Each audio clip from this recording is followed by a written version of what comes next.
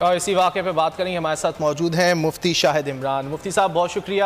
آپ کے وقت کا۔ مفتی صاحب، کیا وجہ ہے کہ ہمارا معاشرہ اتنی توہم پرستی کی جانب بڑھ رہا ہے کہ ہم اپنے سر میں کیل بھی ٹھکوا سکتے ہیں کسی بھی مقصد کے لیے؟ پشاور میں ایک واقعہ پیش آیا ہے جہاں ایک خاتون ہے، عامل کے کہنے پر انہوں نے اپنے سر میں کیل ٹھونک لی تاکہ انہیں بیٹا پیدا ہو جائے۔ اس وقت عامل کو گرفتار نہیں کیا جا سکا ہے، لیکن جو خاتون ہے یقینی طور پر ان کی حالت بھی تشویشناک ہے۔ تو آپ سے جاننا یہ چاہ رہے ہیں کہ اس طرح کے جو واقعات ہمارے معاشرے میں ہو رہے ہیں، بہت سارے اس سے پہلے بھی اس طرح کے واقعات پیش آئے ہیں، لیکن لوگ اس توہم پرستی سے باز نہیں آتے۔ بسم اللہ الرحمن الرحیم والصلاة والسلام علی سید الانبیاء والمرسلین وعلی آلہ واصحابہ وعلی بیتہ اجمعین۔ الصلاة والسلام علیکہ یا سیدی یا رسول اللہ وعلی آلہ واصحابہ یا سیدی یا خاتم النبیین وخاتم المعصومین۔ تو اس حوالہ سے میں یہ عرض کرنا چاہوں گا کہ دین جو کہ دین اسلام ہے اور یہ دین فطرت ہے، اور اس دین کے اندر اللہ تبارک و تعالی جل جلالہ نے جو انسانیت کے قوانین وضع کیے ہیں، اگر تو ان کو فالو کیا جائے تو اس میں انسان کی کامیابی ہے۔ اور سب سے پہلے کہ جو یہ واقعہ پیش آیا، اس سلسلہ میں میں یہ کہنا چاہوں گا کہ جتنے بھی اس طرح کے معاملات اور واقعات پیش آ رہے ہیں اور اس طرح کے جو جاہل عاملین آئے روز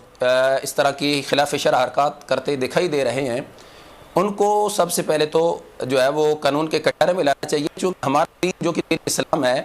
اس کے اندر اللہ تبارک و تعالی جل جلالہ نے ایسے قانون وضع کیے ہیں، یہاں تک کہ سرکار دو عالم نور مجسم شفیع معظم صلی اللہ علیہ وسلم جب یہ پوچھا گیا کہ اللہ کے ولی کی نشانی کیا ہے، تو سرکار دو عالم علیہ وسلم نے یہ فرمایا کہ اذا رؤوا ذکر اللہ، اللہ کے ولی کی نشانی یہ ہے کہ جب اس کا چہرہ دیکھو تو اللہ کی ذات یاد آ جائے۔ تو اس طرح کے جو جاہل عاملین ہیں جو کہ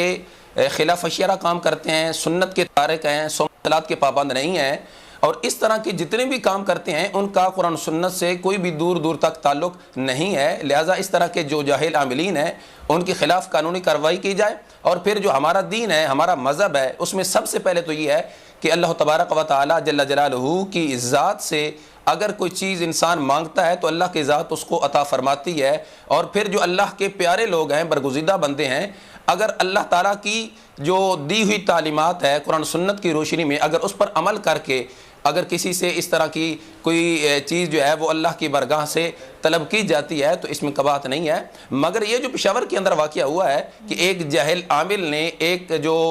حاملہ خاتون کے سر میں کیل کو ٹھونکا اور پھر اس پر جو اس نے کہا کہ جی آپ کو جو نرینہ اولاد ملے گی، تو قرآن سنت میں بالکل اس طرح کے جو جاہل عاملین ہیں ان کا معاذ اللہ اس طرح کے عمل کا کوئی کنسپٹ نہیں ہے، لہذا اس طرح کے جو جاہل عاملین ہیں ان کے خلاف قانونی کارروائی کی جانی چاہیے۔ اور پھر جو وہاں علاقہ کے لوگ ہیں، یعنی جو مفتی صاحب یہ جو واقعہ پیش آیا، اس طرح کے واقعات کی روک تھام کے لیے کیا کرنا ہوگا؟ اور معاشرے میں یہ جو ایک ذہن بنا ہوا ہے لوگوں کا کہ اولاد نرینہ کے لیے مشکل سے مشکل کام کرنے کو بھی تیار ہو جاتے ہیں، اس کو کیسے جو ہے وہ روکا جا سکتا ہے؟ اس کی روک تھام کے لیے سب سے پہلے تو قرآن سنت کی جو تعلیمات ہیں ان کو عام کیا جائے، اور قرآن سنت سے جو لوگوں کی رہنمائی ہے وہ کی جائے۔ اور پھر جو اس طرح کی یعنی نرینہ اولاد کے لیے مشکل سے مشکل کام بھی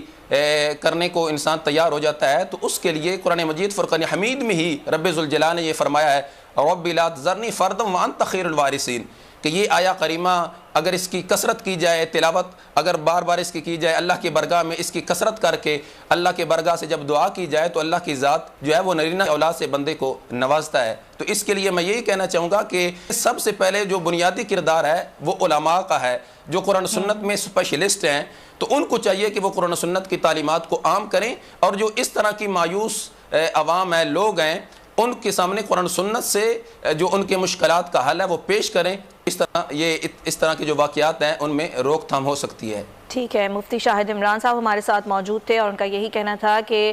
قرآن اور سنت کی تعلیمات کو عام کر کے ہی اس طرح کے واقعات کی روک تھام ہو سکتی ہے۔ بہت شکریہ آپ کے وقت کا۔